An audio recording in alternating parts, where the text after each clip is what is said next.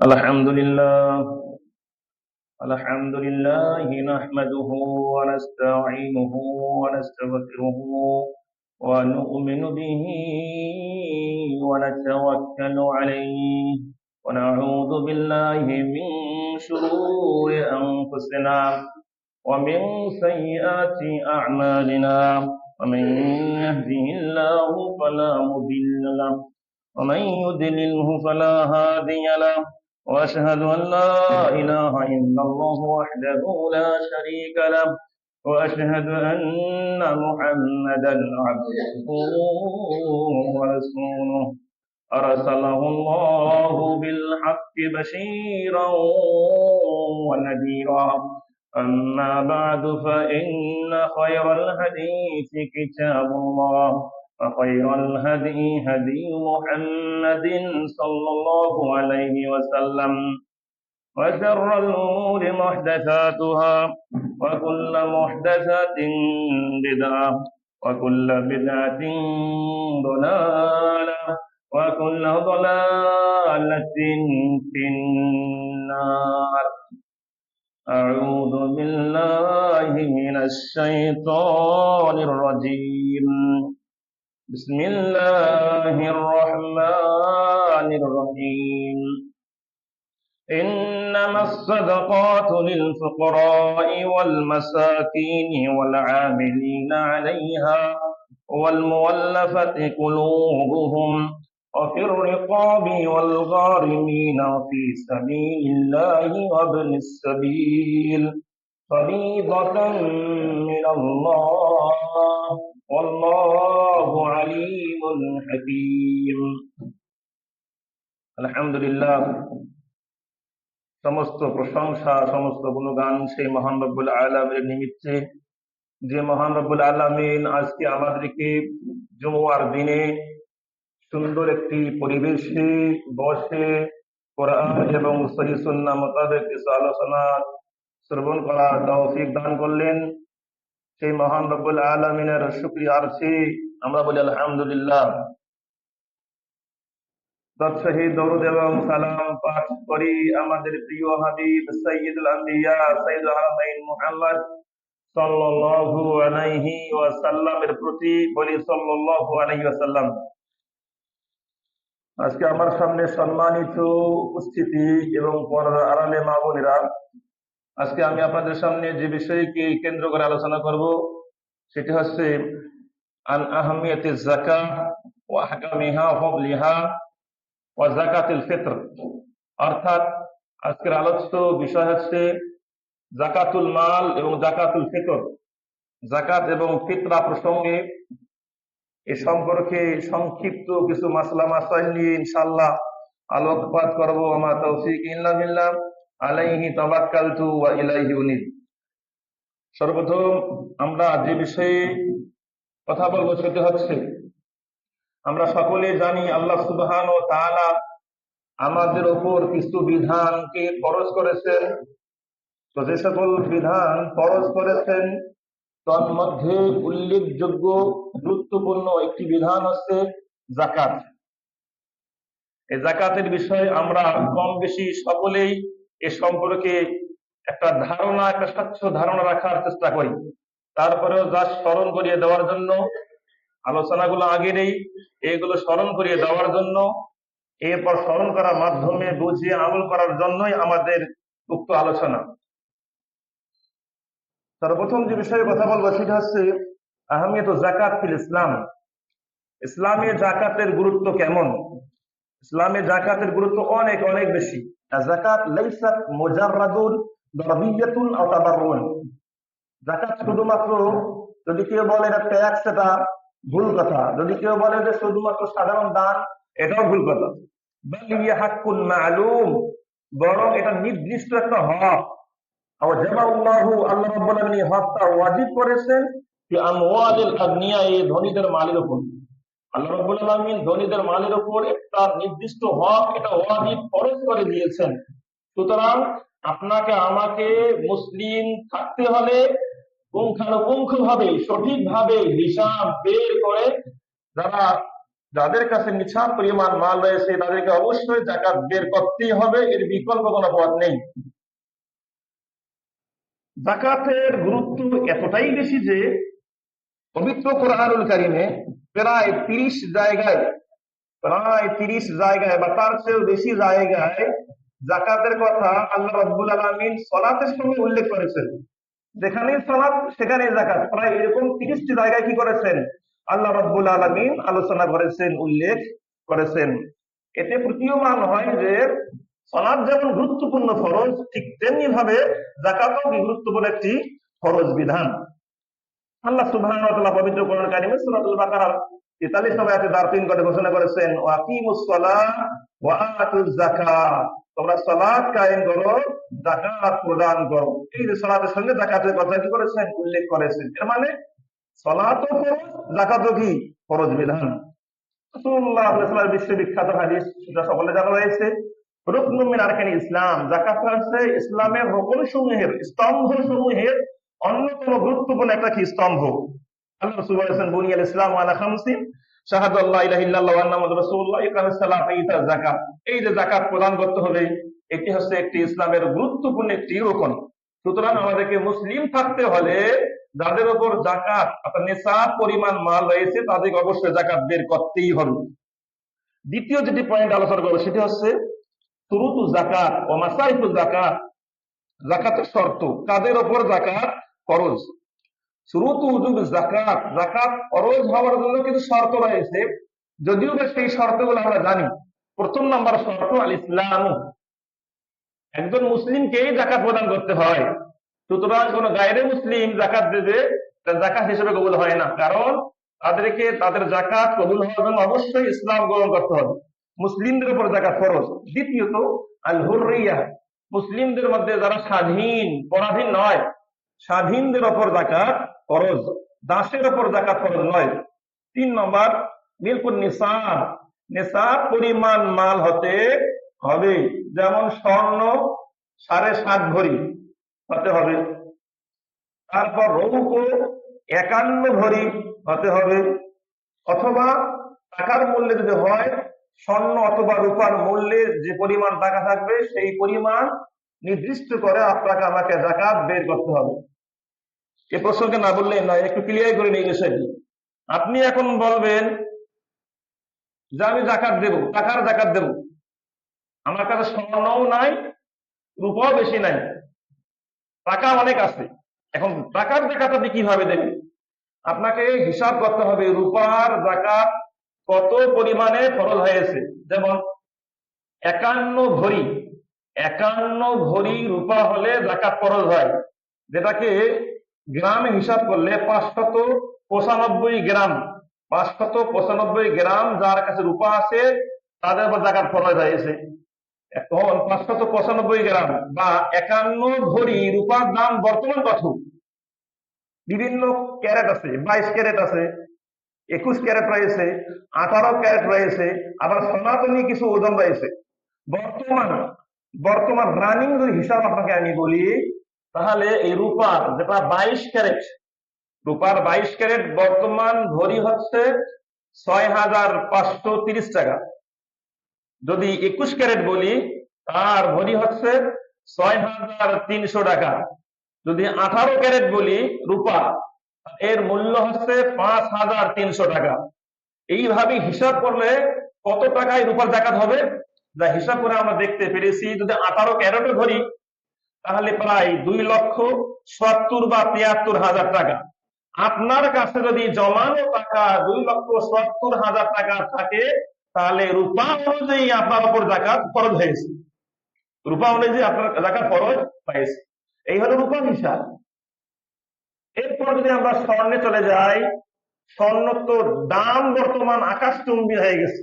রূপা যেমন বৃদ্ধি পেয়েছে, ঠিক তেমনি হবে স্বর্ণ অনেকাংশে বৃদ্ধি পেয়েছে। বর্তমান 22 ক্যারেট স্বর্ণের দাম হচ্ছে 2,71,000 টাকা, আর 21 ক্যারেট হচ্ছে 2,58,000 টাকা। স্বর্ণ 18 ক্যারেট হচ্ছে 2,32,000 টাকা। এই হিসাবে দেখা গিয়েছে যদি আমরা 18 ক্যারেটও ধরি তাহলে প্রায় 17 লক্ষ টাকা যার রয়েছে ক্যাশ এক বছর তার উপর অতিক্রম হয়েছে, তার উপর স্বর্ণ অনুযায়ী জাকাত ফরজ হয়ে গেছে। এইভাবে আমাদেরকে হিসাব করে জাকাত বের করতে হবে। কোন প্রকার আমরা ফাঁক ফুক খুঁজবো জাকাত না দেওয়ার জন্য, অমুক তমুক কাহিনী করবো, জি কোনো কাহিনী চলবে না। জাকাত আল্লাহ ফরজ করেছেন, ওখানে আপনার কোনো অভাব কি নাই, ওটা ফরজ আপনাকে বের করতেই হবে যদি মুসলিম থাকতে চান। আল্লাহ আমাদেরকে বোঝার তৌফিক দান করুক, বলি আল্লাহুম্মা আমিন। তাহলে বুঝতে পারলাম জাকাতের বিধান, জাকাত কখন ফরজ হয়, কার উপর ফরজ হয়, মুসলিম হতে হবে, পাশাপাশি স্বাধীন হতে হবে, নিঃস্ব পরিমাণ মাল হতে হবে, এরপর সেই মালের উপর 1 বছর অতিক্রম করতে হবে। এখন আমরা জানবো সংক্ষিপ্ত পরিসরে মাসারিফ জাকাত। জাকাত তো দেবে অবশ্য ধনীরা, যাদের উপর নিঃস্ব পরিমাণ মাল রয়েছে, স্বর্ণ রূপা অথবা সেই অনুযায়ী টাকার হিসাব একটু আগে বললাম। এখন কারা কারা সেই জাকাত টাকা খেতে পারবে, যদিও আমরা সকলে জানি আল্লাহ সুবহানাহু ওয়া তাআলা পবিত্র কোরআনে কারীমে সূরা আত-তাওবার 60 নং আয়াতে তার 3 খণ্ডে ঘোষণা করেছেন, ইন্নামাস সাদাকাতু লিল ফুকারা। সদকা মানে জাকাত, এই জাকাতটা খেতে পারবে ফকির। প্রথম লেভেল রয়েছে কি ফকির। ফকির কারা? যারা মানুষের দ্বারে দ্বারে ঘুরে ঘুরে বেড়ায়, চেয়ে চেয়ে বেড়ায়, ফকির। দ্বিতীয়ত মিসকিন, মাসাকিন বলা হয়েছে। মিসকিন কারা? তাদের অভাব রয়েছে কিন্তু মানুষের দ্বারে ঘুরে বেড়াতে চাইতে লজ্জাবোধ করে। প্রেস্টিজের আগে আপনাকে আমাকে খুঁজে খুঁজে বের করতে হবে এই শ্রেণীর ব্যক্তিকে, যাদেরকে বলা হয় মিসকিন, তাদেরকে খুঁজে খুঁজে বের করে জাকাত প্রদান করতে হবে। 3 নম্বর বলে আমিলিনা আলাইহা, জাকাতের দায়িত্বে যিনি থাকেন, যিনি জাকাত উসুল করেন, জাকাত মানুষকে দিয়ে বেড়ান, যে কাউকে নিযুক্ত করা হয় এমন কোন ব্যক্তি, আমেল কর্মচারী, সেই কর্মচারী ব্যক্তি ধনী হলেও সে কি জাকাত খেতে পারবে, যেহেতু সে সময় একটা ব্যয় করতেছে জাকাত বন্টনের ক্ষেত্রে, জাকাত উসুল করার ক্ষেত্রে। রসুলের যে একটা সিস্টেম ছিল, আমরা রসুল কিছু কিছু সাহাবীকে বিভিন্ন এলাকায় পাঠাইতো যে তুমি অমুক এলাকায় যাও, সেখান থেকে ওসর কালেকশন করো, জাকাত কালেকশন করে নিয়ে আসো। ওই দুই ব্যক্তিটি যে শ্রম দিচ্ছেন, পরিশ্রম করতেছেন, সময় ব্যয় করতেছেন, ওই ব্যক্তিও কি জাকাত গ্রহণ করতে পারে। অফির রিকাবি, এবং দাস মুক্ত করার ক্ষেত্রে, দাস মুক্ত করার ক্ষেত্রে জাকাত তাদেরকে দেওয়া যেতে পারে। আল গারিমিনা, অভাবগ্রস্ত, আল গারিমিনা ঋণগ্রস্ত। একজন ব্যক্তি গত বছরে ধনী ছিল, বর্তমান বয়সে বা বর্তমান অবস্থা দেখা যায় সে এতটাই ঋণগ্রস্ত, সে জাকাত খাওয়ার উপযোগী হয়ে গেছে, যদিও বা আগের বছর সে কি ছিল, ধনী ছিল, এখন ঋণগ্রস্ত। সেই ঋণগ্রস্ত ব্যক্তিও জাকাত গ্রহণ করতে পারে, জাকাত খেতে পারে।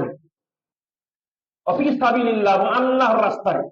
আল্লাহর রাস্তায় প্রথম একটা অর্থ আছে জিহাদের ময়দানে। দ্বিতীয়ত আল্লাহ রাস্তা বলতে যেগুলোই বোঝায়, মাদ্রাসা, বিভিন্ন ভালো খাত, সেইগুলো থেকে জাকাত প্রদান করা যেতে পারে। অগ্নিস্থাবিল, অষ্টম প্রকার হচ্ছে অগ্নিস্থাবিল, যারা মুসাফির, যারা রাস্তার সন্তান বলা হয় তাকে, মুসাফিরদেরকে ঘুরে ঘুরে বেড়ায়। মুসাফির এমন এক জায়গায় চলে গেছে, হঠাৎ করে দেখা গেছে সেই ব্যক্তি কি হয়ে গেছে, তার টাকা পয়সা অনেক ছিল, চিন্তায় হয়ে গেছে, হঠাৎ করে সে মুসাফির হয়ে গেল। এই মুসাফির ব্যক্তিদেরকে জাকাত দেওয়া যেতে পারে, তারা জাকাত খেতে পারে। এই 8 ক্যাটাগরির ব্যক্তি জাকাত গ্রহণ করতে পারে। ফারিদাতাম মিনাল্লাহ, এটা আল্লাহর পক্ষ থেকে ফরজ স্বরূপ, আল্লাহ ফরজ করে দিয়েছেন, নির্ধারণ করে দিয়েছেন যে এরাই কি করতে পারে, জাকাত খেতে পারে। তাহলে আমরা বুঝতে পারলাম জাকাত কাদের উপর ফরজ। এরপর জানতে পারলাম কারা কারা জাকাত গ্রহণ করতে পারে। এখন আমরা জানবো ফজলু জাকাত, জাকাতের গুরুত্ব, জাকাতের মর্যাদা, ফজিলত। কোরআনে কি বলা হয়েছে, হাদিসে কি বলা হয়েছে, সালফে সালেহীন মানে বাবা কি কি বলেছেন। 1 নম্বর পয়েন্ট আমরা বলবো কোরআন কারীম থেকে জাকাত প্রসঙ্গে আল্লাহ কি বলেছেন। আল্লাহ বলেছেন পবিত্র কোরআন কারীমে সূরা আত-তাওবার 103 নম্বর আয়াতে আল্লাহ বলেছেন, খুদ মিন আমওয়ালিহিম সাদাকাতান, হে নবী তুমি ধনীদের কাছ থেকে সাদাকা গ্রহণ করো, জাকাত গ্রহণ করো, উসুল করো। তুতাহিরুহুম, জাকাত গ্রহণ করার মাধ্যমে তাদেরকে পবিত্র করো। ওয়া তুযাক্কিহিম বিহা, এবং জাকাত নেওয়ার মাধ্যমে তাদেরকে পরিশোধন করো। বোঝা যাচ্ছে যারা আমরা জাকাত দেই না তারা ময়লা খাচ্ছি, হারাম খাচ্ছি। এই জাকাতটা যখনই আমরা বের করব, জাকাতটা যখনই আমরা প্রদান করব, দিব, এর মাধ্যমে আমাদের সমুদয় সম্পত্তি কি হয়ে গেল, পরিষ্কার হয়ে গেল, রিফাইন হয়ে গেল, পবিত্র হয়ে গেল। সাপোজ ফর এক্সাম্পল আপনার কাছে 3 লক্ষ টাকা বা 2,70,000 টাকা ইনভেস্ট আছে, 1 বছর অতিক্রম হয়েছে, তারপরে আপনি জাকাত বের করতেছেন না, এর মানে ওই 3 লাখ বা 2,70,000 টাকাই কি একদম ময়লা যুক্ত, অপবিত্র। এই টাকাকে পবিত্র করার জন্য আপনাকে জাকাত বের করতেই হবে। আপনার যত সম্পত্তি আছে সেই সম্পত্তি আপনি কি করবেন, হিসাব করবেন, হিসাব করে হিসাব বের করে আপনাকে জাকাত প্রদান করতে হবে। এরপর আল্লাহ রাব্বুল আলামিন এই যাকাতের গুরুত্ব প্রসঙ্গে বলতে গিয়ে বললেন যে জাকাতের অনেক গুরুত্ব ফজিলত রয়েছে। যেমন জাকাত দেওয়ার মাধ্যমে সম্পত্তি বৃদ্ধি পায়, আন-নামাউ ওয়াল বারাকাতু, এবং সেই সম্পদের মধ্যে বরকত হয়। আপনি যখন সোনার জাকাত দেন, রূপার জাকাত দেন, অথবা টাকা পয়সার জাকাত দেন, অথবা ঔষধ দেন, এর মাধ্যমে আপনার সেই সম্পত্তির মধ্যে আল্লাহ বরকত, কল্যাণ দান করেন, সম্পদের মধ্যে সম্পদ বৃদ্ধি করে দেন, যা আমরা বুঝতে পারি না। কি হয় বুঝতে পারি না?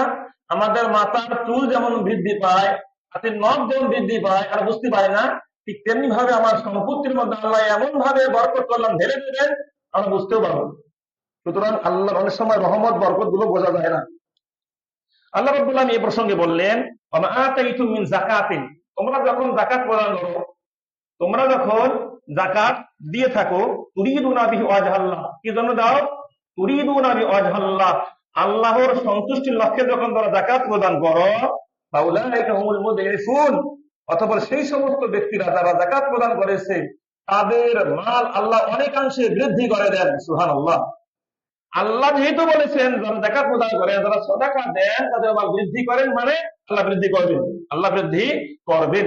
আমরা বুঝি বা না বুঝি, আল্লাহ অবশ্যই বৃদ্ধি করবেন বরকত দেওয়ার মাধ্যমে, বিভিন্ন ক্যাটাগরির মাধ্যমে। তাহলে বুঝতে পারলাম যাকাতের মর্যাদা কোরআন থেকে, গুরুত্ব কোরআন থেকে, এখানে সুন্নাত নবওয়িয়্যাহ হাদিসের মধ্যে এই যাকাতের গুরুত্ব প্রসঙ্গে কি বলা হয়েছে? বিকায়াতুন মিন আযাবিল্লাহ, যাকাত যখন একজন ব্যক্তি দেয়, এর মাধ্যমে সেই ব্যক্তি আল্লাহর আযাব থেকে বাঁচতে পারে। হাদ্দারান নবী সাল্লাল্লাহু আলাইহি ওয়াসাল্লাম মিন মানঈ যাকাত, আল্লাহ রাব্বুল আলামিন কঠিন ভাবে সতর্ক করেছেন যারা যাকাত প্রদান করে না, যাকাত বের করে না, যাকাত দেয় না, তাদেরকে কঠিন ভাবে আল্লাহ রাব্বুল আলামিন ধমক দিয়েছেন, আল্লাহ নবী সাল্লাল্লাহু আলাইহি ওয়াসাল্লাম ধমক দিয়েছেন। পাশাপাশি আল্লাহ নবী এটাও বলেছেন, আন্না সাদাকাতা তুতফিউ গাদাবার রাব্বি, যখন কোনো ব্যক্তি যাকাত প্রদান করে, এই যাকাত দেওয়ার মাধ্যমে রবের রাগটাকে দমন করে দেওয়া হয়।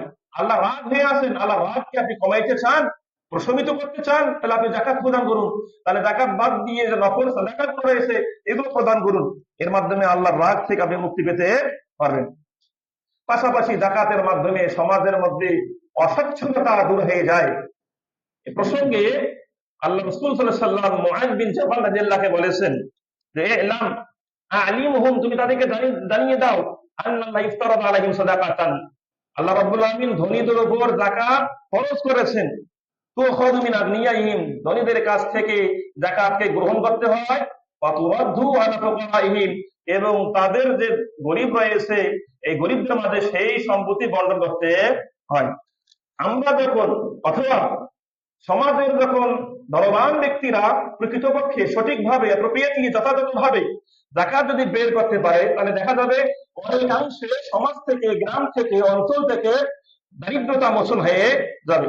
আমাদের মধ্যে অনেকে ম্যাক্সিমাম সঠিকভাবে যাকাত বের করে না, বিভিন্ন ভাবে তারা কলা কৌশলে যাকাত থেকে বাঁচার কি চেষ্টা করে, অথচ যাকাত দেওয়ার মাধ্যমে একজন ব্যক্তির ইসলাম টিকে থাকে। সুতরাং আপনি মুসলিম থাকতে হলে আপনাকে সঠিকভাবে হিসাব করে যাকাত বের করতে হবে, এর বিকল্প কোনো পথ নেই।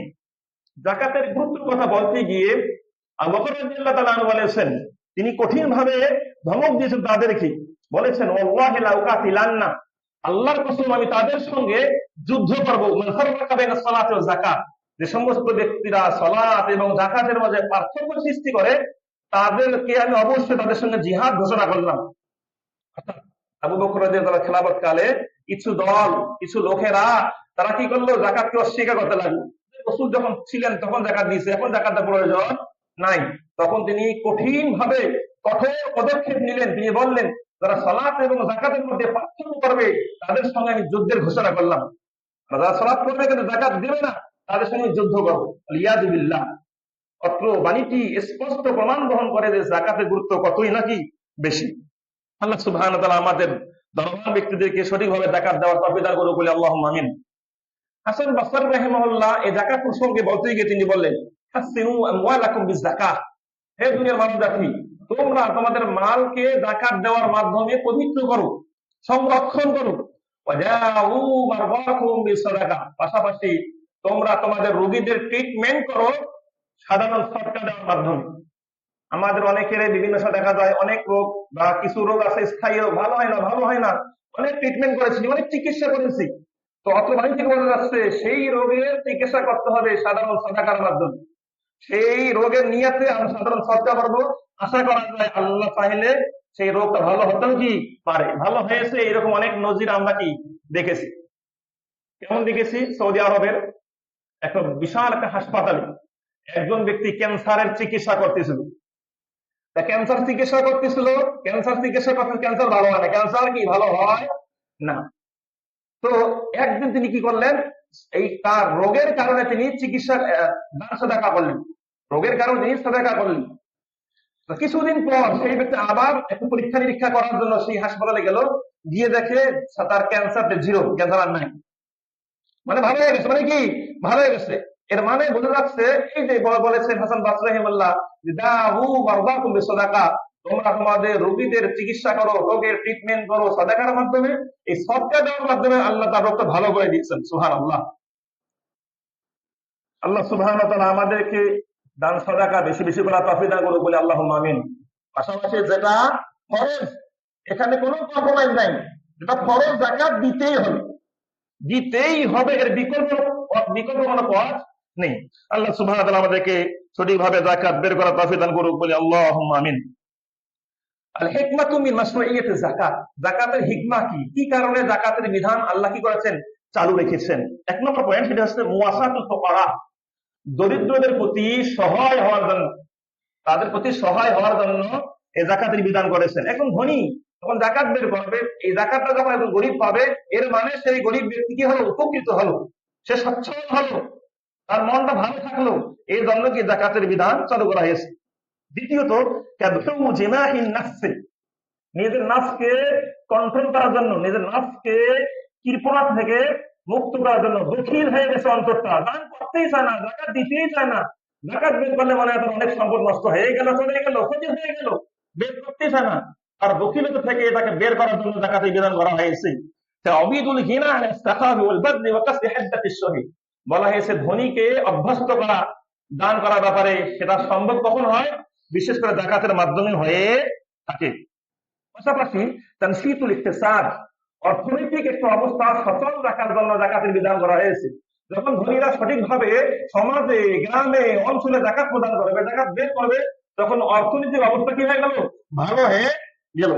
সুতরাং যাদের উপর নিসাব পরিমাণ মাল হয়েছে, যেটা একটু আগে বলছিলাম, রূপা অনুযায়ী যাদের কাছে 2,70,000 টাকা রয়েছে, স্বর্ণ অনুযায়ী যাদের কাছে 17 লক্ষ টাকা রয়েছে, তাদের উপর যাকাত ফরজ হয়ে গেছে। অথবা যাদের বাড়িতে স্বর্ণ আছে 7.5 ভরি, অথবা যাদের বাড়িতে রূপা আছে 51 ভরি, তাদের উপর যাকাত ফরজ হয়েছে। পাশাপাশি পাশাপাশি যারা অনেকের কাছে স্বর্ণও নাই, রূপাও নাই, কিন্তু তারা ব্যবসা করতেছে। তারা কি করতেছে, ব্যবসা করতেছে, তাদের দোকান আছে, দোকানের মধ্যে এমন পণ্য আছে, এমন মাল আছে, সে এটাকে বলা হয় উরুদুত তিজারা, যাকাত উরুদুত তিজারা। যে ব্যবসায়িক পণ্য আছে, এই পণ্যটা যদি আপনার দোকানে 2,70,000 থাকে, তাহলে আপনার উপরে যাকাত ফরজ হয়ে সেই রূপার অনুযায়ী।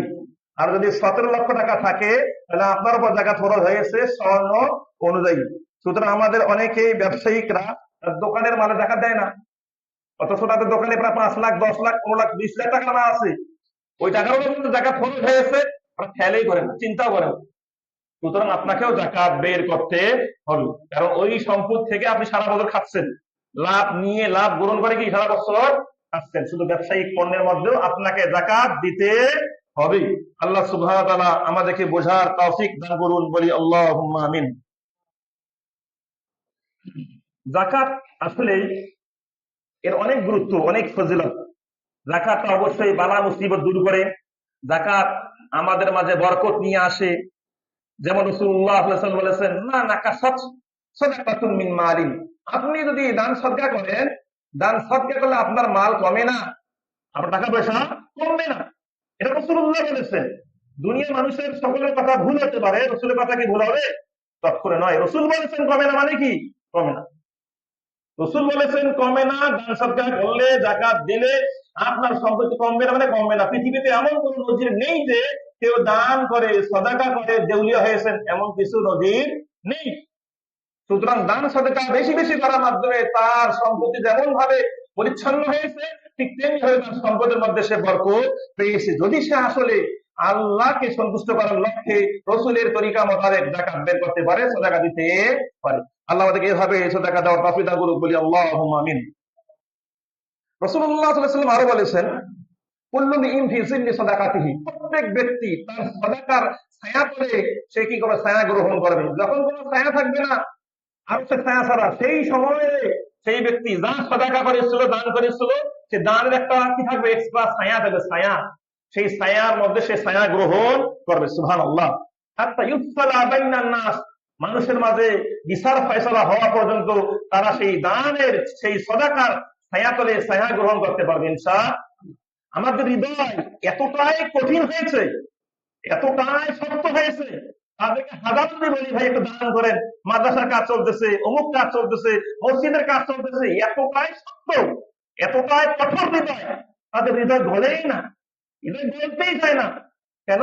আল্লাহ তাদের হৃদয়ে মোহর করে দিয়েছে। আমরা পরীক্ষিত, আমরা অনেককে হয়তো বলেছিলাম, অথচ অনেক টাকার মালিক দেয় না। কি করবেন? আপনি কিছু করতে পারবেন? কিছু করতে পারবেন না। কারণ আল্লাহ তাদেরকে মোহর করে দিয়েছে। ওরা মনে করে দুনিয়াটাই সব, দুনিয়াটা কি সব, অথচ মৃত্যুবরণ করেন না, কাফনের কিন্তু পকেট নাই। আপনি যে কাপড় নিয়ে কবরে যাবেন, সেই কাপড়ে কি পকেট আছে? পকেট নাই। দলিল নিয়ে যাবেন, টাকা পয়সা নিয়ে যাবেন, পারবেন। সুতরাং আপনি যেগুলো দান সদাকা করতেছেন, সেগুলো আপনার আসল সম্পত্তি।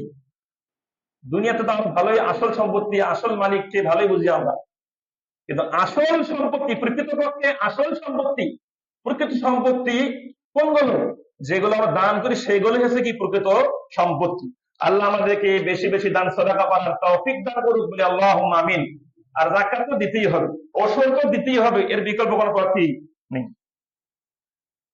আল্লাহ সুবহানাহু ওয়া তাআলা আমাদের সকলকে এই যাকাত সম্পর্কে সংক্ষিপ্ত পরিসরে আলোচনা করলাম, এগুলো বুঝিয়ে আমল করার তৌফিক দান করুক, বলে আল্লাহুম্মা আমিন। এখন যদি কেউ যাকাত অস্বীকার করে, যাকাত না দেয়, এর বিধান কি?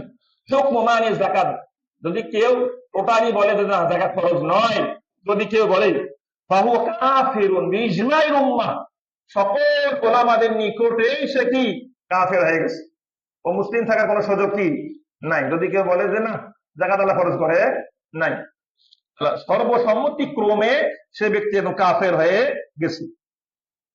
এখন কথা আছে দ্বিতীয়ত, মানা বুখলান, যদি কেউ কৃপণতা বশত যাকাত না দেয়, ভালো করে স্বীকার করে নিজেও ওয়াজ করে বেড়ায় যে যাকাত ফরজ, কিন্তু দেওয়ার সময় কি নাই, দেওয়ার সময় নাই, কৃপণতা করছে, কার্পণ্য দেখাচ্ছে, এর বিধানটা কি? এর বিধান হচ্ছে সে পাপিষ্ঠ ব্যক্তি, ও মুরতাকিবুল লিকাবিরাতিন, সে বড় কবিরা গুনাহগার ব্যক্তি, অতখযু মিন করান, তাকে তার কাছ থেকে জোর করে জবরদস্তি করে তার কাছ থেকে যাকাত আদায় করতে হবে। আর যারা রাষ্ট্র প্রধানের দায়িত্ব থাকবে, তারা প্রয়োজনে তাদেরকে সাধারণ শাস্তি দিয়ে হলে কি তাদের কাছ থেকে যাকাত উসুল করবে। এটা হচ্ছে কি যারা কৃপণতাবশত যাকাত প্রদান করবে না। আমরা মুসলিম, আমাদের মুসলিমের হৃদয় থেকে কার্পণ্য বোধ অবশ্যই দূর করতে হবে। আমরা সেই সমস্ত সাহাবীদের ইতিহাস জানি, আনসারী সাহাবী, মুহাজির সাহাবী, যে সমস্ত সাহাবীরা মক্কা থেকে হিজরত করে মদিনায় এসেছিলেন, ওই সমস্ত সাহাবীদেরকে বলা হয় মুহাজির সাহাবী। এবং যারা কোথায় ছিলেন? মদিনায় ছিলেন, যারা মুহাজিরদেরকে সাহায্য করেছেন, তাদেরকে বলা হয় আনসার সাহাবী। উভয় সাহাবীদের মর্যাদা অনেক বেশি। বিশেষ করে আল্লাহ রাব্বুল আলামিন আনসারী সাহাবীদের সপক্ষে কোরআনে একটা আয়াত নাযিল করলেন, সেটি কি? ওয়ায়ুসিরুনা আলা আনফুসিহিম ওয়ালাউ কানা বিহিম খাসাসা। আনসারী সাহাবীগণ নিজেরা ক্ষুধার্ত থেকে, নিজেরা না খেয়ে থেকেও তারা কি করতো? অন্যকে খাওয়াইতো। সুবহানাল্লাহ। মুহাজির সাহাবীরা যখন আসলেন, মদিনায় আসলেন, তখন আনসারী সাহাবীরা কেউ কেউ বলতে লাগলেন যে আমার যে সম্পত্তি আছে, আমার সম্পত্তিকে দুই ভাগ করবো, এক ভাগ আপনি নেবেন আর এক ভাগ আমার থাকবে। সুবহানাল্লাহ। কতটা ত্যাগ করেছেন তারা। তারা বলেছে আমার যে দুইটা স্ত্রী থাকে, আমার এক স্ত্রীকে তালাক দিলাম, তাকে আপনি বিয়ে করুন, আর আমি এক স্ত্রী নিয়ে কি থাকবো। স্ত্রীকে বন্ধন করতেন, এতটাই স্যাক্রিফাইস করেছেন সেই আনসার সাহাবীগণ। সুবহানাল্লাহ। আর আমরা মুসলিমরা যেটা ফরজ সেটাও দিতে চাই না, যেটা ফরজ সেটাও দিতে চাই না। আল্লাহ সুবহানাহু ওয়া তাআলা আমাদের সকলকে বুঝান তাওফীক দান করুন বলি আল্লাহুম্মা আমিন। যাকাত অনেক সময় দিতে চাই না, নফল সাদাকা দিতে চাই না, হাদিয়া তুহুফার কথা তো বাড়িয়ে দিলাম, এই অভ্যাস তো আমাদের আহলে হাদিস সমাজে নাই বললেই কি চলে। অথচ রাসূলুল্লাহ বলেছেন তাহাদু তাহাদু, হে দুনিয়ার মানব জাতি, তোমরা একে অপরে হাদিয়া তোহফা দাও, এর মাধ্যমে পরস্পর ভালোবাসা সেনসিটি জাগ্রত হয়, ভালোবাসা তৈরি হয়ে যায়। এই সমস্ত কাজও করা কি প্রয়োজন, যে কাজের মাধ্যমে একজন আর একজনের মাঝে ভালোবাসা সৃষ্টি হবে, এই কাজগুলো করা প্রয়োজন। একজন ব্যক্তির সাথে আপনার সম্পর্ক টলবল চলতেছে, নড়ে নড়ে চলতেছে, সে আপনার সঙ্গে ভালোভাবে কথা বলে না, ভালোভাবে রান্না বান্না করে গোস্ত পোলাও মুরগি পোলাও রান্না বান্না করে তাড়াতাড়ি পাঠান, দেখবেন 2 দিনের মধ্যে কি হয়ে যাবে, সম্পর্ক ভালো হয়ে যাবে ইনশাআল্লাহ। এই হাদিয়া তোফার মাধ্যমে মানুষের মন কি হয়েছে, চেঞ্জ হয়ে যায়। এই সমস্ত ভালো কাজগুলো আমাদের সমাজে চালু রাখা কি জরুরি, প্রয়োজন। আল্লাহ আমাদেরকে বোঝার তৌফিক দান করুক বলে আল্লাহুম্মা আমিন। এর সঙ্গে আরো অনেক কথা রয়েছে, যেমন বিশেষ করে যারা যাকাত দিবেন না তাদের শাস্তি কি হতে পারে, এই ব্যাপারে আল্লাহ বলেছেন ওয়াল্লাযিনা ইয়াকনিদুনা আয-যাহাবা ওয়াল ফিদ্দাতা, যারা স্বর্ণ রূপাকে সঞ্চয় করে রাখে, একদম কুক্ষিগত করে রাখে, জমা করে রাখে, ওয়ালা ইউনফিকুনাহা ফি সাবিলিল্লাহ, আল্লাহর রাস্তায় এইগুলোর যাকাত তারা বের করে না, ফাবাশশিরহুম বিআযাবিন আলীম, হে নবী তুমি তাদেরকে সুসংবাদ দাও, কঠিন শাস্তির সুসংবাদ দাও। শাস্তি কি আবার সুসংবাদ হয় নাকি? আল্লাহ যে বলেছেন এখানে ফাবাশশিরহুম বিআযাবিন আলীম, তাদেরকে কঠিন শাস্তির সুসংবাদ দাও, আল্লাহ এটা রূপও করতে বলেছেন। যেমন ভাবে আমরা অনেক সময় যখন চোরকে ধরি, ডাকাতকে ধরি, ধরার কি বলি, তোকে আজকে মজা দেখাবো, আসলে কি তাকে মজা দেখায় নাকি তাকে পিটাই, আমরা তাকে পিটাই, তাকে শাস্তি দেই। শাস্তি কি মজা হলো না, এটা রূপক অর্থে ব্যবহার করা হয় তাকে। ঠিক সেভাবে আল্লাহ রাব্বুল আলামিন কথা বলেছেন যে তাদেরকে কঠিন শাস্তির সুসংবাদ দাও, মানে তারা অবশ্যই শাস্তি যোগ্য অপরাধ করে ফেলেছে। আল্লাহ রাব্বুল আলামিন আমাদেরকে বোঝার তৌফিক দান করুক বলি আল্লাহুম্মা আমিন। এই হচ্ছে সংক্ষিপ্ত পরিসরে যাকাত সম্পর্কে সংক্ষিপ্ত পরিসরে কিছু আলোচনা করা হলো, কিছু মাসাইল উপস্থাপন করা হলো। আল্লাহ রাব্বুল আলামিন এগুলো আমাদেরকে বুঝে আমাদেরকে সঠিকভাবে যাকাত বের করার তৌফিক দান করুক বলে আল্লাহুম্মা আমিন। এখন সংক্ষিপ্ত পরিসরে আলোচনা করব আন সাদাকাতুল ফিতরি ওয়া আহকামিহা ফাযলিহা। সাদাকাতুল ফিতর, এই সামনে আসতেছে, ফিতরা দিতে হবে। কিছু কিছু জায়গায় দেখা যায় কি তারা অলরেডি ফিতরা দিয়ে দিয়েছে। ফিতরা কি করছে, দিয়ে দিয়েছে, আর ফিতরা তখন ফরজ হয় না, দিলে কি হবে আপনি? ফিতরা ফরজ হওয়ার পর তাকে দিতে হবে, ফরজ হওয়ার আগে কি দেওয়া যায়? দেওয়া যায়। কখন দেওয়া যায়? 2-1 দিন আগে দেওয়া যায়, দলিল থাকতে হবে। দলিল আছে, দলিল থাকলে কি দিতে পারবে, এর আগে কি নয়। অনেকে কি 5 দিন আগে 10 দিন আগে রোজার শুরু থেকে কি ফিতরা টাকা জমা করে ফকির মিসকিনকে দেওয়া শুরু করে দিচ্ছে, 10 টাকা 20 টাকা হবে। এইভাবে আজীবন সারা জীবন ফিতরা দিলে ফিতরা আদায় হবে না। যখন ফিতরা ফরজ হবে তারপর থেকে আপনাকে ফিতরা প্রদান করতে হবে। কিভাবে প্রদান করবেন, কি দেবেন, যার শান নির্দেশ আমি এখন আলোকপাত করব ইনশাআল্লাহ। তার আগে একটা কথা বলে নিই, সেটা হচ্ছে হিকমাতু মাশরুইয়াতি সাদাকাতুল ফিতরি ওয়া ফাদলিহা। এই যে ফিতরাকে ফরজ করেছেন, এর হিকমা কি, কোন উদ্দেশ্যকে কেন্দ্র করে আল্লাহ তাকে ফরজ করেছেন। শারাআল্লাহু সাদাকাতুল ফিতরি, আল্লাহ রাব্বুল আলামিন ফিতরাকে শরীয়ত সম্মত করেছেন, সাদাকাতুল ফিতরা শরীয়ত সম্মত করেছেন 2টি প্রধান কারণকে কেন্দ্র করে। এক নম্বর সেটা হচ্ছে তাতহিরুস সাইম, সিয়াম পালনকারীকে পবিত্র করণার্থে। আপনি আমি সিয়াম আসি না, রোজা আসি না, আসি। আমরা যে রোজা থাকতেছি, সিয়াম থাকতেছি, সিয়াম থাকা অবস্থায় অনেক ভুল ভ্রান্তি হয়ে যাচ্ছে।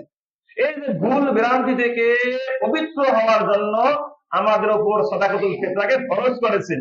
এই ফরজ করে কি আল্লাহ অন্যায় করেছেন নাকি ভালো করেছেন? অবশ্যই কি ভালো করেছেন, কারণ ফিতরা দেওয়ার মাধ্যমে আমার ভুল ভ্রান্তি কি হয়ে যাচ্ছে, সব পরিশোধন হয়ে যাচ্ছে।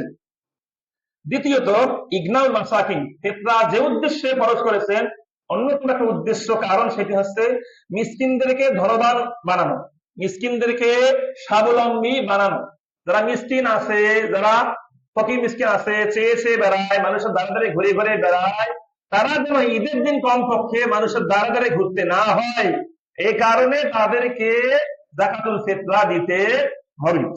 আল্লাহ রাসূল সাল্লাল্লাহু আলাইহি সাল্লাম উক্ত বিষয়কে কেন্দ্র করে সহিহ আবু দাউদ একটা হাদিস ইবনে আব্বাস রাদিয়াল্লাহু আনহু থেকে বর্ণিত, রাসূলুল্লাহ সাল্লাল্লাহু আলাইহি ওয়াসাল্লাম যাকাতুল ফিতর, আল্লাহ রাসূল ফিতরাকে ফরজ করেছেন তুহরাতান লিস-সাইমি, সিয়াম পালনকারীকে পবিত্র করার জন্য, মিনাল লাগবি ওয়া রাফাসি, যেগুলো ভুল ভ্রান্তি হয়েছে সেগুলো থেকে, ওয়াতু'মাতান লিল মাসাকিন, এবং ফকির মিসকিনদেরকে খাওয়ানোর জন্য।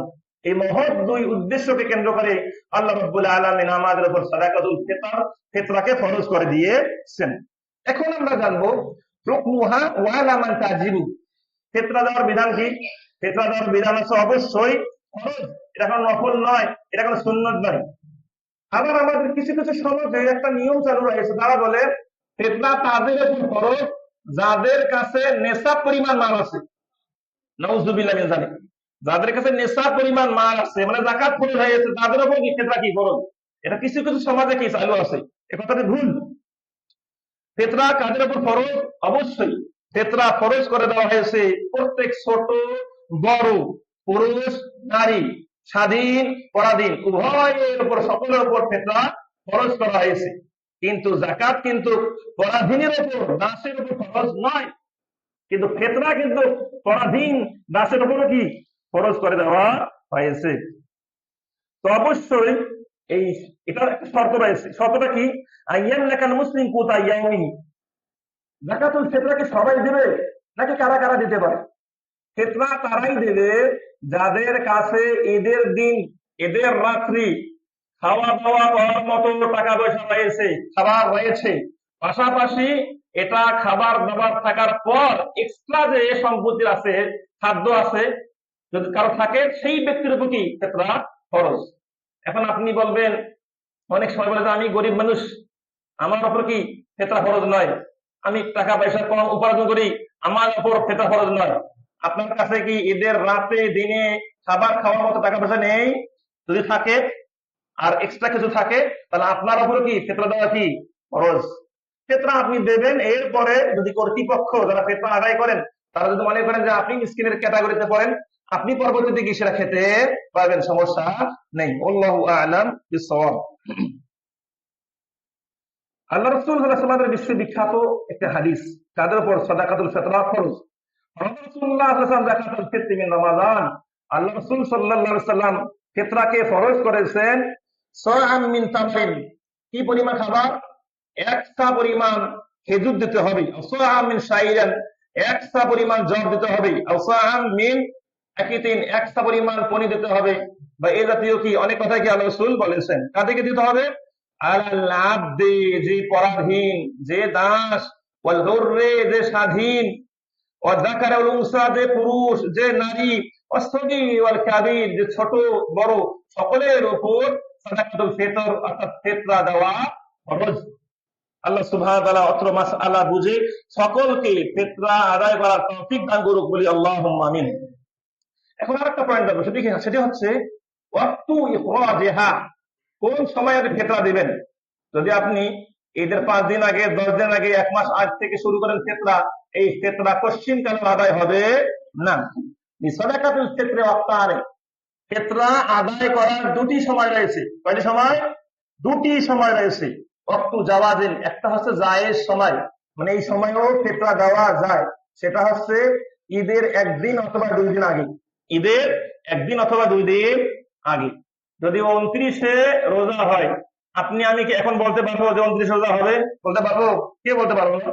সেটা চাঁদের উপর নির্ভরশীল। চাঁদ যখন উঠবে তখন কি আমরা কি করবো? সিয়াম ভেঙে ঈদ পালন করবো।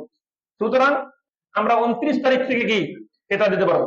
29 রমজান, 29-এ কি রমজান, 29 রমজান, 30 রমজান ফিতরা আদায় করতে পারবো। এটা হচ্ছে কি জায়েজ সময়, এটা হচ্ছে জায়েজ সময়। ওয়াক্তু ফাদিলাতিন, আর একটা হচ্ছে উত্তম সময়। কি সময়? উত্তম সময়, যে সময়ে ফিতরা দাও উত্তম, অনেক সওয়াব, সেটা হচ্ছে ফজরের পর থেকে ঈদগাহে যাওয়ার আগ মুহূর্ত পর্যন্ত। ফজর নামাজ পড়লেন, এরপর থেকে ঈদগাহে যাওয়ার আগ মুহূর্ত পর্যন্ত, এই সময়টা হচ্ছে কি উত্তম সময়। তাহলে ফিতরা কখন ফরজ হয়? ফিতরা ফরজ হয় যখন দেখবেন কি শাওয়ালে চাঁদ উঠেছে। যখনই শাওয়ালে চাঁদ উঠবে সেই সময় কি ফিতরা ফরজ হয়ে যায়। তবে 2-1 দিন আগেও দেওয়া যায়, যেমন ইবনে ওমর রাদিয়াল্লাহু তাআলা আনহু, আবু হুরায়রা রাদিয়াল্লাহু আনহু, ওনারা কি করতেন? 1-2 দিন আগে দিতেন। সেই আলোকে ওলামায়ে কেরাম বলেছেন 1-2 দিন আগে দেওয়া যায়, তবে ফজরের পর থেকে ঈদগাহে যাওয়ার আগ মুহূর্ত, এই সময়ে দেওয়াটা হচ্ছে উত্তম। আল্লাহু আ'লাম বিস-সাওয়াব। এখন কথা হচ্ছে মিকদারুহা ওয়া নাওহা, কি খাবার আপনি দিবেন, কতটুকু পরিমাণ খাবার আপনি ফিতরা স্বরূপ দেবেন। বাংলাদেশের প্রধান খাবার হচ্ছে চাউল, ভাত আমরা খাই। আমরা কি খাই? ভাত খাই, চাউল খাই। তো চাউলের পরিমাণ এক্সট্রা পরিমাণ আমরা কি করবো? খাদ্যদ্রব্য ফিতরা হিসাবে প্রদান করবো। এক্সট্রা কতটুকু, এক্সট্রা পরিমাণ কয় কেজি, কয় সের, এ নিয়ে অনেক মতানয় করা হয়েছে। তবে সবচেয়ে উত্তম একটা মত হচ্ছে, উত্তম একটি মাপ হচ্ছে 3 কেজি। 3 কেজি এক্সট্রা সমান সমান 3 কেজি, সবচেয়ে উত্তম একটি মাপ। ইবনে বাজ রাহিমাহুল্লাহ, সৌদি গ্রান্ড মুফতি, ইনি বলেছেন, পাশাপাশি আরো অনেকেই ফতোয়া বোর্ড থেকে বলেছেন। তবে 2.5 কেজি যদি কেউ দেয় তারপরে কি হয়ে যাবে, কোনো সমস্যা নেই। তবে উত্তম মাপটি হচ্ছে 3 কেজি। তবে সামর্থ্য আরো আছে, আমরা 3 কেজি দেওয়ার কি চেষ্টা করবো। যারা মনে করে একটু কম সামর্থ্য, 2.5 কেজি দিলেও কি হয়ে যাবে। আল্লাহু আ'লাম বিস-সাওয়াব। কি দেবো, কি দেব? অবশ্যই খাদ্যদ্রব্য দিতে হবে। কারণ আল্লাহ রাসূল সাল্লাল্লাহু আলাইহি সাল্লাম দিয়েছেন একটা জিনিস, আমরা যদি দেই আর একটা জিনিস, তাহলে কি হলো? হলো না। রাসূলুল্লাহ সাল্লাল্লাহু আলাইহি সাল্লাম আজীবন তিনি ফিতরা আদায় করেছেন খাদ্যদ্রব্য দিয়ে। তার প্রধান খাবার কখনো ছিল খেজুর, যাদের প্রধান খাবার খেজুর ছিল খেজুর দিয়েছেন, যাদের জব ছিল জব দিয়েছেন, যাদের পনির ছিল পনির দিয়েছেন। তা আমাদের প্রধান খাবার হচ্ছে খাদ্যদ্রব্য চাউল। আমরা 3 কেজি অথবা 2.5 কেজি দরে বা ওজনে কি করবো? আমরা ফিতরা আদায় করবো। মনে করেন আপনার পরিবারে আছে 4 জন সদস্য, আপনি 3 কেজি করে যদি দেন তাহলে 12 কেজি দিয়ে দেবেন, যদি 2.5 কেজি করে দেন তাহলে 10 কেজি দিয়ে দেবেন। আল্লাহ রাব্বুল আলামিন আমাদেরকে রাসূলের সুন্নাহ বাস্তবায়ন করার তৌফিক দান করুন বলে আল্লাহুম্মা আমিন। আবু সাঈদ খুদরি রাদিয়াল্লাহু তাআলা আনহু, রাসূলের বিখ্যাত সাহাবী, তিনি বলতেছেন, কুননা নুখরিজু যাকাতাল ফিত্রি সাআম মিন তাআমিন। তিনি বলছেন, আমরা রাসূলের যুগে, আমরা সাহাবারা রাসূলের যুগে এক্সট্রা পরিমাণ খাদ্যদ্রব্য ফিতরা হিসেবে প্রদান করতাম। তাহলে আমরা যা খাচ্ছি সেটাই খাদ্যদ্রব্য, অবশ্যই চাউল আমরা ফিতরা হিসেবে প্রদান করার চেষ্টা করবো। আল্লাহ থেকে বোঝা তৌফিক দান করুন বলে আল্লাহুম্মা আমিন। এখন যদি কেউ বলে আমরা এতদিন থেকে টাকা দিয়ে আসতেছি, আবার একদম ইসলাম ফাউন্ডেশন থেকে কি ফিতরা নির্ধারণ করা হয়ে গেছে, 100 টাকা, 120 টাকা, 200 টাকা, 500 টাকা, 1400 টাকা, 1700 টাকা নির্ধারণ করা হয়ে গেছে। এই নির্ধারণ করা যায় ভালো। অনেকে তো টাকা দিয়ে দিচ্ছেন, এটা আদায় হবে কি হবে না, এই ব্যাপারে দুটি মত। এক প্রকার আলেমদের মত, বিশেষ করে ইমাম মালিক রাহিমাহুল্লাহ, যিনি লক্ষাধিক হাদিসের হাফেজ, এরপর ইমাম শাফি রাহিমাহুল্লাহ, যিনি বিশাল মুহাদ্দিস, এরপর ইমাম আহমদ বিন হাম্বল রাহিমাহুল্লাহ, যিনি 10 লক্ষ হাদিসের হাফেজ, এই সমস্ত ইমাম সহ আরো অসংখ্য জমহুর অধিকাংশ ইমামগণ ওনারা বলেছেন, যদি কেউ ফিতরা টাকা দিয়ে দেয়, মূল্য দিয়ে দেয়, তাহলে ফিতরা আদায় হবে না, খাদ্যদ্রব্য দিয়েই ফিতরা দিতে হবে। দ্বিতীয় মতটি ইমাম আবু হানিফা রাহিমাহুল্লাহর মত, সহকারে আরো কিছু বিদ্বানদের মত। ওনারা বলেছেন, যদি প্রয়োজন দেখা যায় যে খাদ্য না দিয়ে না পরিবর্তে টাকা দিলে বেশি উপকার হয়, তাহলে দেওয়া যেতে কি পারে। এটা একটা মত, তবে দুর্বল মত। যেহেতু খাদ্যদ্রব্য দেওয়ার ব্যাপারে রসুলের হাদিস, রসুলের আদেশ, রসুলের আমল, সাহাবীদের আমল, যেখানে আমরা রসুলের আমল পাচ্ছি, সেখানে দ্বিতীয় অন্য কোনো আমলের দিকে তাকানোর কোনো সুযোগ নাই। এই জিনিসটা যতদিন আমরা বুঝবো না, ততদিন না আমরা রসুলের প্রকৃত অনুসারী হতে পারবো না। যদি মনে করেন যে হ্যাঁ আমি রসুলকে ভালোবাসি, প্রাণের চেয়েও বেশি ভালোবাসি, জান দিয়ে হলেও আমি রসুলকে ভালোবাসি, যদি মনে করেন, তাহলে আপনি অবশ্যই খাদ্যদ্রব্য দিয়ে কি করবেন?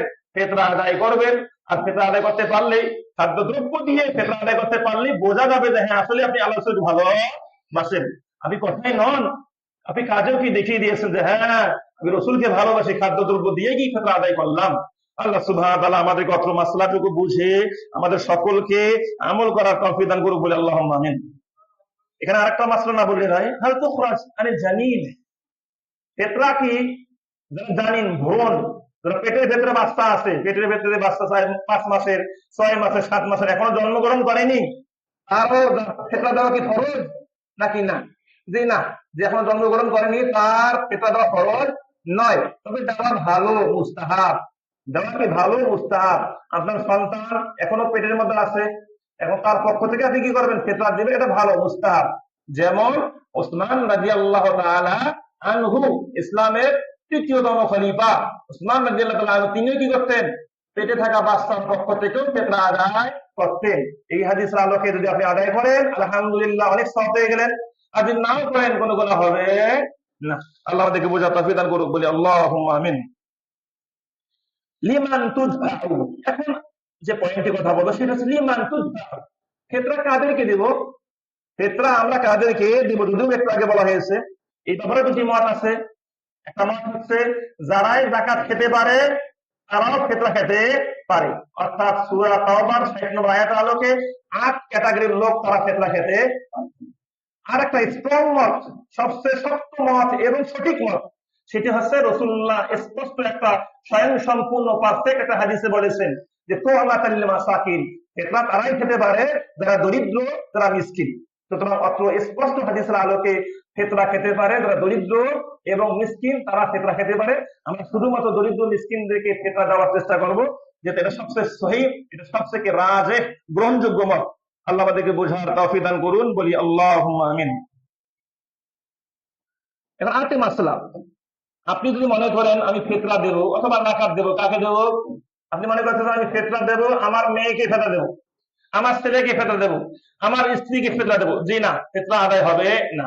আপনার উপর যার ভরণ পোষণ ফরজ তাদেরকে আপনি ফিতরা দিতে পারবেন না। আপনার উপর যার ভরণ পোষণ ফরজ নয়, সাধারণ আত্মীয়, তাদেরকে ফিতরা দিতে পারেন, কোনো সমস্যা নেই। তবে আপনি আপনার স্ত্রীকে দেবেন, এটা করতে পারবেন না। আল্লাহু আ'লাম বিস-সাওয়াব। আরেকটি মাসলা, সেটা হচ্ছে হুকমু নাকলিহা মিন বালাদিন ইলা বালাদিন। ফিতরা কি এক জায়গা থেকে আরেক জায়গায় স্থানান্তর করা যেতে পারে? মনে করেন এই যে রহিমানপুর এলাকার লোকেদের উপর ফরজ হয়েছে ফিতরা, এখন তারা মনে করতেছে না রহিমানপুরে আমরা ফিতরা দেবো না, আমরা অন্য জায়গায় দেবো, কারণ রহিমানপুরে সবাই ধনী, এখানে আর প্রয়োজন কি ফিতরা খাওয়ার লোক নাই, প্রয়োজন নাই। হ্যাঁ, তখন আপনি কি অন্য জায়গায় ফিতরা ট্রান্সফার করতে পারেন, কোনো সমস্যা নাই। তবে আপনার নিকটবর্তী লোকরা ফিতরা পাওয়ার বেশি কি, আপনারা তাদেরকে বিবেচনা করে ফিতরা দেওয়ার চেষ্টা করবেন। আল্লাহ সুবহানাহু ওয়া তাআলা আমাদের সকলকে বোঝার তৌফিক দান করুন, বলি আল্লাহুম্মা আমিন। তবে সাবধান, ফিতরার সম্পত্তি খাবার জন্য ঈদের পরে না হয়। অনেক জায়গায় দেখা যায় ফিতরার সম্পত্তি, ফিতরার মাল, খাদ্যদ্রব্য ঈদের পর বন্টন হচ্ছে, অথচ ফিতরা দেওয়ার মূল উদ্দেশ্য হচ্ছে ফকির মিসকিন না যেন ঈদের দিন কারো দ্বারে দ্বারে না ঘুরতে হয়, তাদের কাছে খাবার পৌঁছে যায়, এই উদ্দেশ্যে ফিতরা দেওয়ার বিধান প্রয়োগ করা হয়েছে। আর আমরা ফিতরা বন্টন করতেছি কখন? ঈদের 2 দিন পর, 3 দিন পর। হারাম, কখনো আদায় হবে না। যদি দেখেন কোন সংস্থায় গেলে এই কাজগুলো করতেছে, কোন জায়গায় গেলে ঈদের পরে বর্ণনা করতেছে, তাদেরকে দিবেন না, নিজের ফিতরা নিজেই আদায় করবেন। আল্লাহ সুবহানাহু ওয়া তাআলা আমাদেরকে বোঝার তৌফিক দান করুন, বলি আল্লাহুম্মা আমিন। এই হচ্ছে সংক্ষিপ্ত পরিসর, আরো অনেক মাসলা থাকতে পারে, সেটা পর্যায় সাপেক্ষে ইনশাআল্লাহ উত্তর দেওয়া হবে। আমরা এই সংক্ষিপ্ত পরিসরে যেগুলো আলোচনা শুনলাম, সেটি হচ্ছে প্রথম আলোচনা শুনেছি যাকাত সম্পর্কে, দ্বিতীয় আলোচনা শুনেছিলাম ফিতরা সম্পর্কে। আল্লাহ সুবহানাহু ওয়া তাআলা উক্ত মাসআলাগুলো কোরআন এবং সুন্নাহর আলোকে স্পষ্ট দলিলের ভিত্তিতে আমরা আলোচনা করার চেষ্টা করেছি।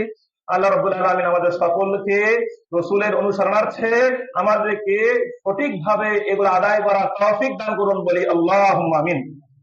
আল্লাহর কাছে দোয়া করি আল্লাহ সুবহানাহু ওয়া তাআলা আমাদের নেক আমলগুলো যেন কবুল করেন, বলি আল্লাহুম্মা আমিন। আমরা যে মুহূর্তে রয়েছি, যে সময়ে অতিবাহিত করছি, যে সময়গুলো আমাদের কাছ থেকে চলে যাচ্ছে, সেই সময়গুলো হচ্ছে সবচেয়ে গুরুত্বপূর্ণ সময়। কি সময়? রমজান মাসের সময়, রমজানের সময়, মহামূল্যবান সময়। এই সময় চলে গেলে আর কি পাবো? পাবো না। বছরে আর এই সময় খুঁজে পাবো? তো এই সময়গুলো আমরা কোন পথে ব্যয় করতেছি, কিভাবে আমরা কাজ করতেছি, কি আমলে কাটাইতে পারছি, যে কারণে এই রমজানের গুরুত্ব সবচেয়ে বেশি, সেটি হচ্ছে পবিত্র কোরআন অত্র মাসে নাযিল হয়েছে, তাই না? অবশ্যই এই রমজান মাসে কি হয়েছে? কোরআন নাযিল হয়েছে। আর সেই কোরআনটাই আপনার কাছ থেকে বঞ্চিত। আপনি একবারও ধরতে পারলেন না যে পবিত্র কোরআনের একটা আয়াত পড়তে পারলেন না, এক খতম দিতে পারলেন না, কোরআন তেলাওয়াত করতে পারলেন না। এর চেয়ে লজ্জাস্কর কথা আর কি হতে পারে? এর চেয়ে দুঃখজনক কথা আর কি হতে পারে? আমরা 2 ঘন্টা, 5 ঘন্টা, 10 ঘন্টা দোকানে কাটাইতে পারতেছি, আর কোরআন পড়তে পারতেছি না, কোরআন পড়ার সুযোগ পাচ্ছি না। এই অজুহাত কিন্তু আল্লাহ কি করবেন না? শুনবেন না। আল্লাহ বলবেন কোরআন নাযিল করলাম যে মাসে, সে মাসটা তুমি অবহেলায় কাটিয়েছো, অনর্থ কাজে কাটিয়েছো, বিপদ করে কাটিয়েছো, হারাম কাজে কাটিয়েছো। তুমি আমার কোরআন খুলে দেখোনি, কোরআন পড়ে বোঝার চেষ্টাও করনি। আমরা কিন্তু কাল কিয়ামতে পার পেতে পারবো না। অথচ এই কোরআন কাল কিয়ামতের ময়দানে আল্লাহকে সুপারিশ করবে। আল্লাহকে বলে, হে আল্লাহ, এই যে বান্দাটা রমজান মাসে রাত জেগে জেগে, রাত জেগে জেগে কোরআন তেলাওয়াত করেছে, ফাশাফি'নি ফিহি, আমার সুপারিশ তার ব্যাপারে কবুল করুন। সে আমাকে মূল্যায়ন করেছেন, সুতরাং আপনি তাকে মূল্যায়ন করুন। সুবহানাল্লাহ। আপনি উত্তর দিতে পারবেন আল্লাহর কাছে? কোরআন খুলেই দেখেননি, কোরআন পড়েই দেখেননি। অত সালাফগণ সালফে সালিহিনগণ আমরা বলেছি, আগে অনেকবার বলেছি, ইমাম শাফিঈ রাহিমাহুল্লাহ রমজান মাস আসলে ৬০ বার কোরআন খতম দিতেন। সুবহানাল্লাহ। এমনটা ইমাম আবু হানিফা থেকেও বর্ণিত হয়েছে। অন্যান্য ব্যক্তিগণ, বিশেষ করে ইমামগণ, ইমাম আনাস, ইমাম মালিক রাহিমাহুল্লাহ, মদিনার বিখ্যাত ইমাম, তিনি সব মাসে কি করতেন? হাদিসের দার্স দিতেন, হাদিসের টিচিং দিতেন। যখন রমজান আসতো তিনি হাদিসের দার্সও বন্ধ করে দিতেন, শুধু কোরআন নিয়ে বসে থাকতেন। সুবহানাল্লাহ। কিভাবে তারা কোরআনকে নিয়ে তাদের জীবনকে গঠন করেছিল। আর আমরা কি করতেছি? আমাদের কাছ থেকে এই মহামূল্যবান সময়গুলো চলে যাচ্ছে, তারপর কোরআন পড়তেছে না, কোরআন পড়ার চেষ্টা করতেছে না, আমাদের আমল নাই, ভালো কাজ নাই, দান সাদাকা নাই, যাকাত নাই, ভালো কাজগুলো করতে পারতেছে না। আমাদের সে কঠিন অবস্থায় আর কেউ আছে? আল্লাহ সুবহানাহু ওয়া তাআলা আমাদেরকে হেদায়েত দান করুন, বলি আল্লাহুম্মা আমিন। এই যে কদর রাত্রিগুলো চলে যাচ্ছে, যে কদর রাত্রিগুলো আমাদের কাছ থেকে ঘুমে ঘুমে চলে যাচ্ছে, রাতগুলো ঘুমে ঘুমে কাটাচ্ছি, তাহলে কি হলো? যে কাদের কদর রাতগুলো আমাদেরকে ইবাদতের মাধ্যমে কাটানো প্রয়োজন ছিল, সেই রাতগুলো আমাদের কাছে এমনিতে চলে যাচ্ছে। এখন অনেক সময় প্রশ্ন হয়ে থাকে যে কদর রাত্রিতে কি কি আমরা আমল করবো? সুবহানাল্লাহ বলবো, না আলহামদুলিল্লাহ বলবো, নাকি আল্লাহ পাক করবো, নাকি আল্লাহুম্মা ইন্নাকা আফুউন তুহিব্বুল আফওয়া ফা'ফু আন্নি পাঠ করবো? কোন আমলটা বেশি করবো? এখন আপনি আমি কোন পর্যায়ে রয়েছি আমরা ভালো জানি, আমরা গুনাহের কোন স্তরে রয়েছি আমরা ভালো জানি। ঠিক তেমনি একটা প্রশ্ন করা হয়েছিল বিখ্যাত ইমাম ইবনে তাইমিয়া রাহিমাহুল্লাহ। ইমাম ইবনে তাইমিয়াকে প্রশ্ন করা হলো, সুয়াইলা ইবনে তাইমিয়া, আইয়ুল আমাল আহাব্বু আনফাউ লিল আবদি আত-তাসবিহু ওয়াল ইস্তিগফার? সুবহানাল্লাহ পাঠ করে বান্দার জন্য বেশি ফলপ্রসূ, বেশি উপকারী, নাকি আস্তাগফিরুল্লাহ পাঠ করা বেশি উপকারী? ইবনে তাইমিয়াকে জিজ্ঞেস করা হলো যে আমরা বেশি বেশি কি আস্তাগফিরুল্লাহ পাঠ করবো, নাকি সুবহানাল্লাহ বেশি বেশি পাঠ করবো? একবার সুবহানাল্লাহ বললে কি হয়? অনেক সব পাওয়া যায়, আমরা সকলে জানি। তাই সুবহানাল্লাহ পাঠ করবো নাকি আস্তাগফিরুল্লাহ বেশি বেশি পাঠ করবো? তখন তিনি উত্তর দিলেন, ইযা কানা সাওবু নাকিয়ান, যদি কোনো কাপড় পরিষ্কার হয়, আপনার কাপড়, যে কাপড় পরিধান করে এসেছেন কাপড়টা পরিষ্কার, তো এই কাপড়ের জন্য সেন্ট বলেন, গোলাপ জল বলেন, এটা হচ্ছে তার জন্য উপকারী। পরিষ্কার কাপড় সাথে গোলাপ জল সাথে সেন্ট ব্যবহার করা, এটা হচ্ছে কি উপকারী। যদি কাপড় থাকে ময়লা, তখন আপনি যতই গোলাপ জল ঢালেন না কেন, যতই সেন্ট ইউজ করেন না কেন, কোনো কাজ হবে মানে দেখতে পাচ্ছেন যে আপনার কাপড় কি ময়লা। সুতরাং এই ক্ষেত্রে কি প্রয়োজন? এক্ষেত্রে অবশ্যই সাবান, সাবানের প্রয়োজন, অবশ্যই গরম পানির প্রয়োজন, ভালো করে সেই কাপড়টাকে পরিষ্কার করার জন্য। সুতরাং এই গোনাকে পরিষ্কার করার জন্য এই ক্ষেত্রে যেটা বেশি ব্যবহার করতে হবে, বেশি বলতে হবে, সেটা আছে আস্তাগফিরুল্লাহ। কি বলতে হবে? আস্তাগফিরুল্লাহ বেশি বলতে হবে। কারণ আস্তাগফিরুল্লাহ হচ্ছে সাওয়াবুল উসাত, যারা গুনাহগার ব্যক্তি, এই গুনাহগার ব্যক্তির সাবান হচ্ছে এই আস্তাগফিরুল্লাহ, বেশি বেশি ইস্তিগফার পাঠ করা। আল্লাহ সুবহানাহু ওয়া তাআলা আমাদের আমল নামায় বেশি বেশি ইস্তিগফার পাঠ করা তৌফিক দান করুন, বলি আল্লাহুম্মা আমিন। বলা হয়ে থাকে, ওলামাগণ বলেছেন, তুবা লিমান উজিদা ফি সাহিফাতিল ইস্তিগফার, যার আমল নামায় ইস্তিগফারের পরিমাণ সবচেয়ে বেশি পাওয়া যাবে, সেই হচ্ছে সবচেয়ে সৌভাগ্যবান ব্যক্তি। সুবহানাল্লাহ।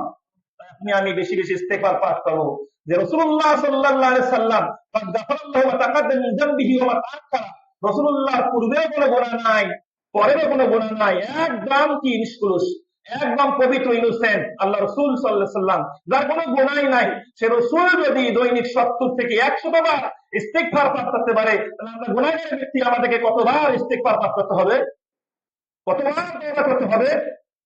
আমরা গুনার মধ্যে হাবুডুবু খাচ্ছি, গুনাহ করতে আছি, হারাম কাজ করতে আছি, ইস্তিগফার করতে আছি।